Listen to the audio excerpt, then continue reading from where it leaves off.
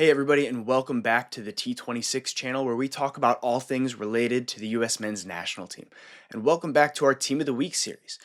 Before we get started, don't forget to leave a like and subscribe so you don't miss anything related to the US men's national team leading into the 2026 World Cup. Many of our goalkeepers did not play this weekend because the MLS season has ended and all of our goalkeepers that are in the US men's national team conversation are in the MLS. So, by default, we would be going pretty far down the depth chart to get a goalkeeper on this roster. And moving forward, after the MLS season ends, we're not going to have a goalkeeper for a while unless we get somebody transfer over into Europe who's in the conversation. With that being said, we're going to move into our back line and start off with one of our staples in the center back position, Chris Richards of Crystal Palace. And Chris played the full 90 minutes in a 1-0 loss to Arsenal, where he had 7 clearances, 2 interceptions, and 1 tackle while also winning 3 of his 5 aerial and ground duels. He completed 85% of his passes on 55 touches against a very good Arsenal side. Richards remains a stable presence in the Crystal Palace lineup, as well as a must-have locked-in starter for ours. Genuinely giving up just 1 goal to this good Arsenal side is a very good showing for Crystal Palace. I know that they have a great center back trio or pairing depending on how they line up, but Arsenal's got a lot of firepower, so a 1-0 loss is nothing to hang your head about, especially when you look good. Pairing with Chris Richards is going to be Mark McKenzie of Toulouse, and he played the full 90 minutes in a 1-0 loss against Fuller and Balogun's Monaco.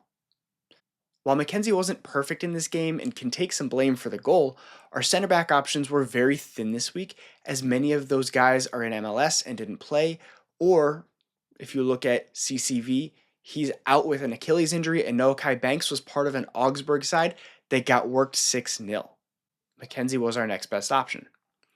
McKenzie did have 2 clearances and completed 70% of his passes on 63 touches. While overall it's not a perfect game, it's not the worst performance of his career either. Looking over to our left back, we're talking about Tim Weah, and he played 52 minutes for Marseille in a 2-1 loss, and in those 52 minutes, he did have an assist. He was a very good contributor overall as a left wing back.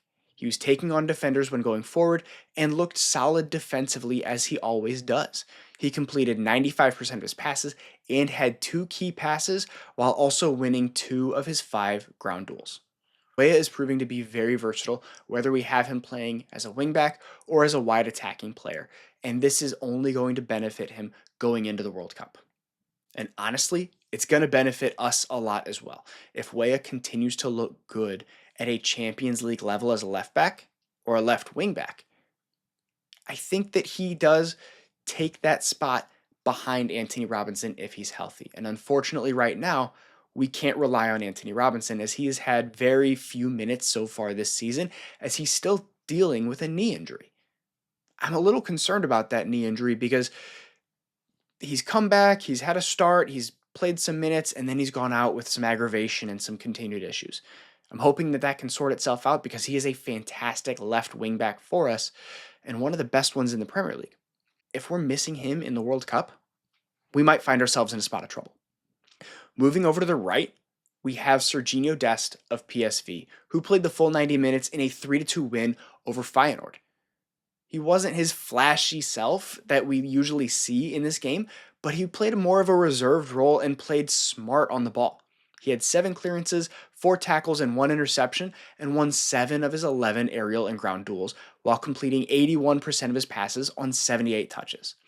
I'm not saying that we saw a more reserved version of Dest because he was still kind of playing that dog with a tail between his legs kind of feel after midweek getting benched for being late to a Champions League match, but that could be playing a factor.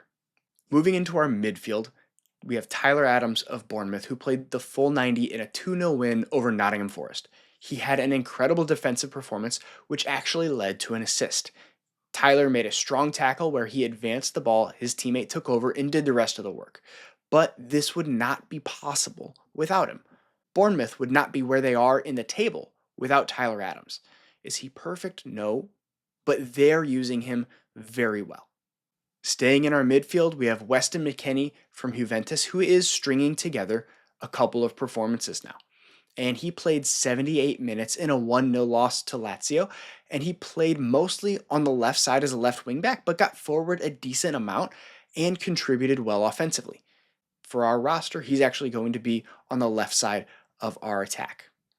He completed 84% of his passes, had one shot, and won 2 of his duels. Typically, Weston should be in the middle of the field for us, but this weekend, with limited options, he's the best fit for the wing out of all of our midfielders that we could transition out. Third in our midfield is Tanner Tessman of Olympic Lyon, and Tanner played 89 minutes and was once again steady Eddie. He completed 84% of his passes, 2 of 4 being long balls, and he continues to read the game very well and contribute on multiple different levels. Tanner continues to impress and is earning his way into our World Cup roster week in and week out. His growth over the last few years has been tremendous to watch. Rounding out our midfield trio is going to be Aiden Morris of Middlesbrough, who played the full 90 minutes in a 1-1 draw against Wrexham. Morris was all over the field and all over the ball this match with 121 touches, completing 94 of 104 passes. He was also 5 of 7 on his long balls, and being on the ball that much means that he defended well in the midfield also. He won 7 of 11 ground duels and drew 2 fouls. Over on our right wing is Brendan Aaronson of Leeds, and overall he's probably the standout performer of the week. Brendan played 87 minutes in a 2-1 win over West Ham. This was a great performance from him, where he scored in the 3rd minute, created 2 chances, and put in his usual defensive shift. On top of all this, he did have a great run later in the match where he took on a few defenders and hit a long shot that ultimately went off the crossbar. Brendan is looking very strong, and it looks like he's taken that opportunity that Mauricio Pochettino gave him and is running with it. He may be one of those very strong depth pieces for us going into 2026. And finally, up top, we have Fuller and Balogun of Monaco.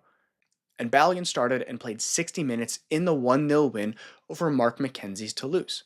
Balogun was all right this game, didn't do anything great, didn't do anything poorly. He had a chance, but it was saved, and he only had 20 touches. His finishing could have been better here, but ultimately, he was the top choice for us as a striker. I think Pepe would have taken this spot, but he only played 7 minutes this weekend, and while he looked very lively and very active, that's only 7 minutes. And unless you bag a goal or a couple of assists in that short amount of time, you're not going to be in the team of the week. All right, guys, that's everything I've got for you this week. Let me know what you think. Who else should be included in this team of the week? Who are our standout performers? And what should our starting lineup look like come June of 2026? Leave a comment in the comment section down below. Let me know your thoughts, and I'll see you next time.